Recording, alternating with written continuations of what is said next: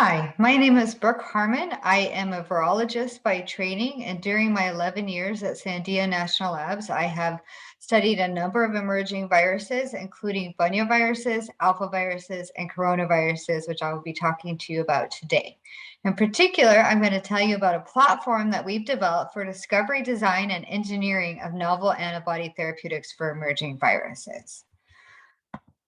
So I'm sure I don't need to describe the impact that a global pandemic can have on all of our lives. In addition to the 230 million infections worldwide, there are over 4.7 million deaths, and a huge toll has been taken on our healthcare system, on our economy, on our social lives, and on our children.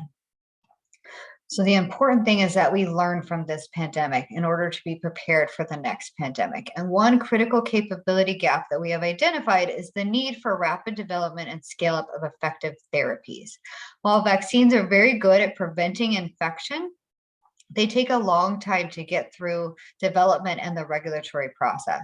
In addition, once a vaccine is administered, it can take weeks to months for your body to mount a protective immune response.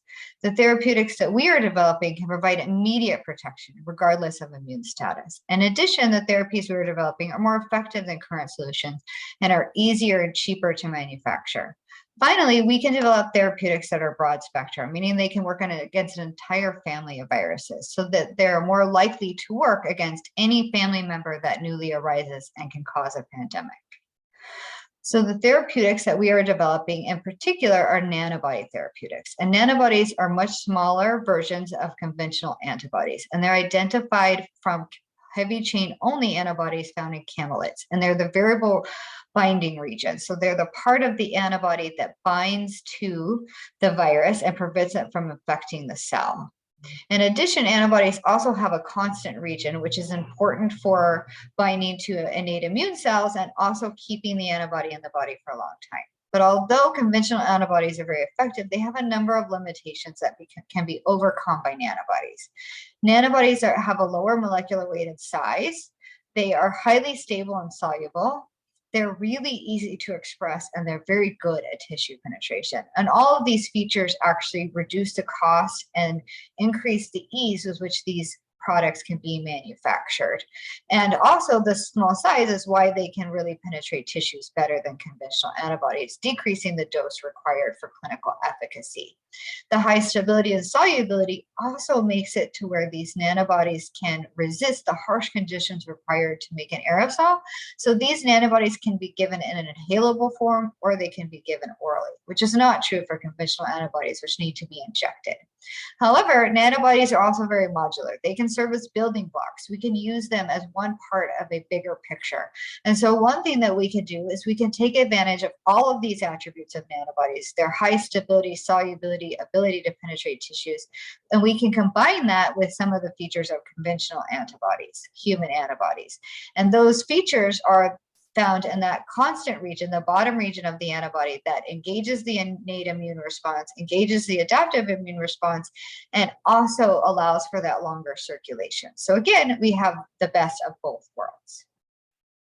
So as a proof of concept, we have already identified 2 therapeutics, nanobody-based therapeutics, that are better or comparable to the emergency use authorized monoclonal antibodies that are available for COVID-19. For the purposes of this table, lower numbers highlighted in green are better. And how we were able to reach these values with our therapeutics is that we made them bivalent or bispecific.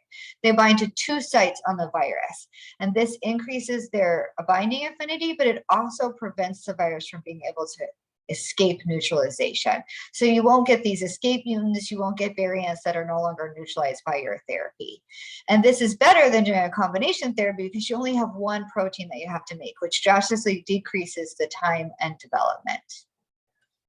How we identify our nanobodies is described in this slide, but the main point that I want you to take home is that we can do this within 90 days, starting with a protein sequence. We don't have to wait for patients to get infected or to be vaccinated and then wait for them to build an immune response in order to build our library that we then screen.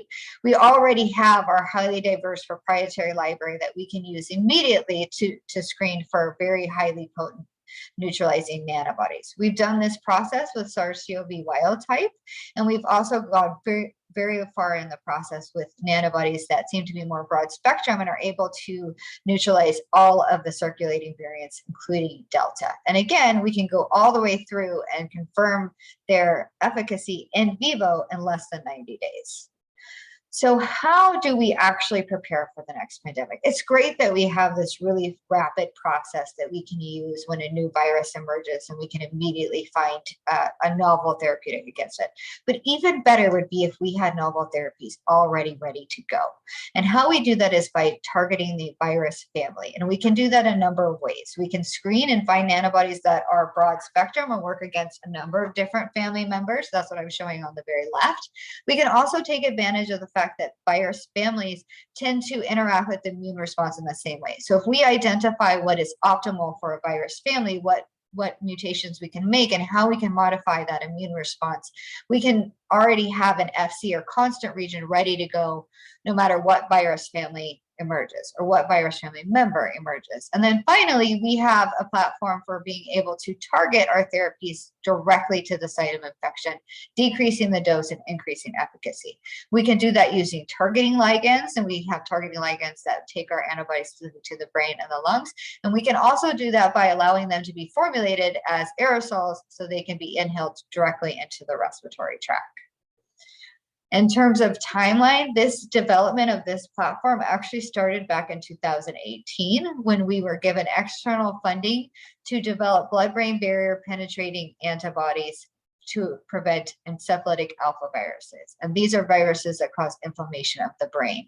We were very quickly able to adapt our pipeline to SARS-CoV-2, and we published a paper this past summer describing our highly potent neutralizing nanobodies against SARS-CoV-2. We have also identified a number of variant binding and neutralizing nanobodies that can bind and neutralize all of the different variants, including Delta, which is the main circulating variant right now. And as I mentioned, we also have tissue targeting antibodies that can directly take your therapeutic to the site of infection. Or if it's a cancer therapeutic or an Alzheimer's therapeutic, it can also be used in those areas as well. And so what I think we need to do now is really strengthen our outreach for strategic commercialization and industry partners. We would like to broaden our platform. So far, we have taken it through the process with coronaviruses and alpha viruses. We'd like to increase the families that we are targeting it against, and both binding neutralizing antibodies and also understanding the optimal immune response. And then finally, we can take this entire process through to animal trials, but we need to partner with industry in order to go through clinical trials. That's when we would transition our technology to an industry partner. In terms of revenue, antibody fragments are extremely valuable. Their market value as of 2018 was $15 billion and is expected to be $30 billion by 2026. In addition, there are a number of markets or applications for antibody fragments and antibodies, including cancer, immunodeficiencies, and infectious disease. And all of these areas, especially infectious disease, are expected to grow by 2027. In terms of relative cost and revenue, we will have some costs in the first year, basically validating the nanobodies that we've already found, engineering them to be optimal, and doing in vivo testing of those optimal antibodies. By year 2, we expect to start seeing a return on investment via our tissue targeting nanobodies. And by year 3 and year 4, the return on investment will be even greater, with minimal costs associated with just trying to go after additional virus families. I would like to thank our team and acknowledge our amazing technical staff that helped to make this entire process possible. In addition, we have been working very closely with our business development professionals, our marketing and communication team, and our tech transfer team, because we really want to make sure that this technology makes it to market and can have an impact on this current pandemic as well as future pandemics. And I hope that I've convinced you during this talk that we can not only save time, save money, but we can also save lives. Thank you.